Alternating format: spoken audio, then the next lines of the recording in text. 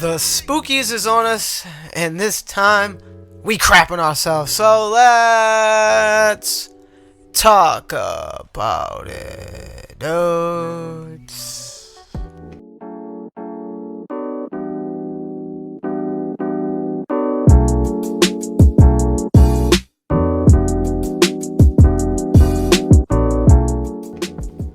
Resident Evil Village is a game I beat previously in one sitting, day one when it first launched on PS5.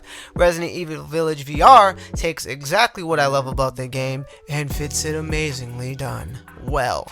I crapped my pants on Resident Evil 7 in VR, not literally, metaphorically, on the PSVR 1, and I only played that game in VR on the PSVR 1. Which, unfortunately, I wish I'd done the same here with this game, but regardless, let's get into it with a slight introduction about the game in case you really don't know. But for review purposes, let's dive in. The next generation of survival horror rises in the form of Resident Evil Village, the 8th major entry into the Resident Evil series, with ultra-realistic graphics powered by the RE engine, fighting for survival and danger lurking around every corner, set a few years after the horrifying events in the critically acclaimed Resident Evil 7 Biohazard story, with an all-new twist, with Ethan Winters and his wife Mia living peacefully in their new location, free from their past previous nightmares. Just as they are building their new life together, tragedy befalls them once again. The BSAA Captain Chris Redfield attacks their home. Ethan must get thrown into havoc and nightmare, going through hell and back to rescue his kidnapped daughter, Rose. And now that we broke in the introduction of the game, let's get into why you clicked this video, because you probably already know about the game, probably already beat the game, but you're only interested in hearing how it is on the PSVR2 in VR, so let me break it down. Resident Evil Village is insanely tense, scary, horrifying at times. In VR, there was many moments where I wanted to take the headset off and quit, only to find myself wanting my safe space, but for the entertainment purposes, because I documented my playthrough on stream, and for my own sense of pride and accomplishments to say I can actually do it, I completed and strummed to the beat to dabble in this horror nightmare. The audio with my PS5 Sony Pulse headphones really captured the environment with its 3D audio.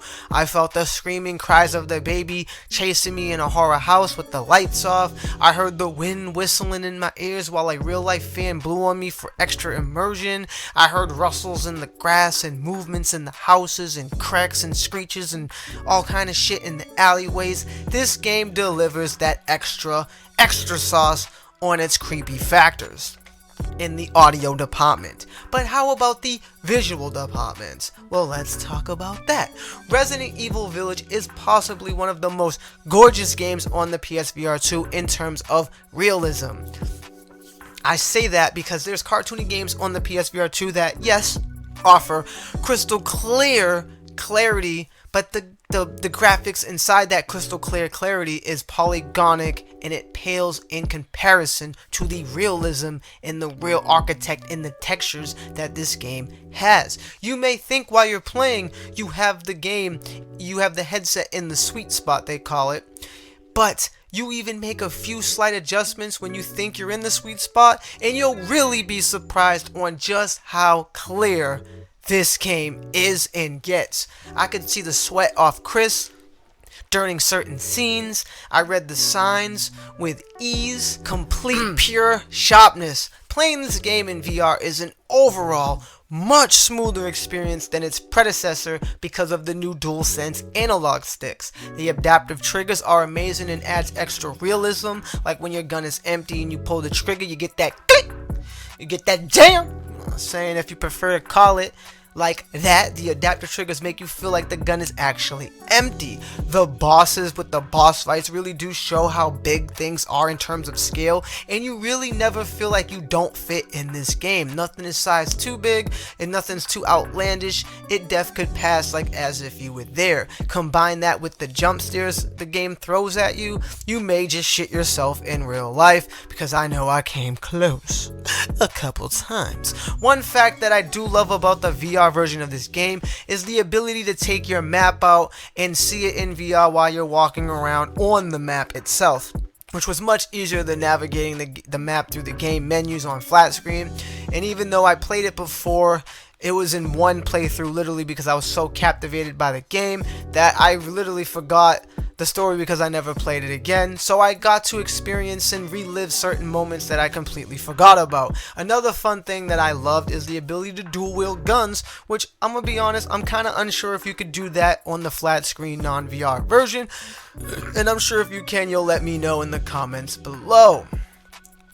And for the ones that don't know, because some people really don't know despite how many reviews there is of this game, yes, this is the full complete game in VR. This isn't a mode, but you do have to download it, and they kind of do refer to it as a quote-unquote VR mode, but it is the full game from beginning to end. There is no trophy support, however, and no mercenaries mode either, but it's still the game from story-wise beginning to end. And unfortunately, I did encounter 2 bugs during my playthrough, but it just seems like they were actually bugs, because I do have a habit of breaking games when I play them. The first bug I had was with my arm and hand got fucked up in the very beginning of the game after you go through the quote-unquote family phase. And lastly, the last bug I had is when after I completed the game and the credits rolled, the game like had a seizure, spazzed out with the flickering all over, and like the menu was laced everywhere, and it just looked like a disco ball going off. I had to take the damn game off, restart the game just to make sure it wasn't my headset, because literally I thought my headset broke, and well, you know, it's just a fucking bug. But anyway, regardless, those are the only 2 bugs that I experienced, and that's pretty much everything about the game and all my thoughts.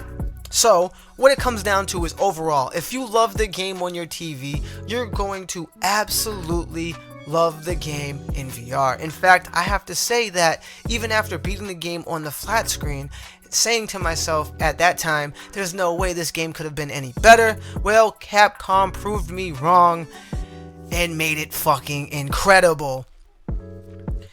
And they just show why Capcom is the GOATs of VR gaming, because they did it on PSVR1 with Resident Evil 7, and they are doing it again here on PSVR2 with Resident Evil 8. We here at NGI give Resident Evil Village on VR a 10 out of 10. I have a complete playthrough of the game in VR on my channel, and I also have a flat screen review if you're interested in my thoughts on the flat screen and how it differs in VR. Thank you for watching. May you stay up to date with all the latest gaming tech news and reviews. Smash that like, and as always, subscribe. God bless and peace. My decision is final. It will be right. Remember from whence you came. Thank you. Lycans and gentlemen, we thank you for waiting. And now let the games begin. Let's see what you can do. Ethan Winters.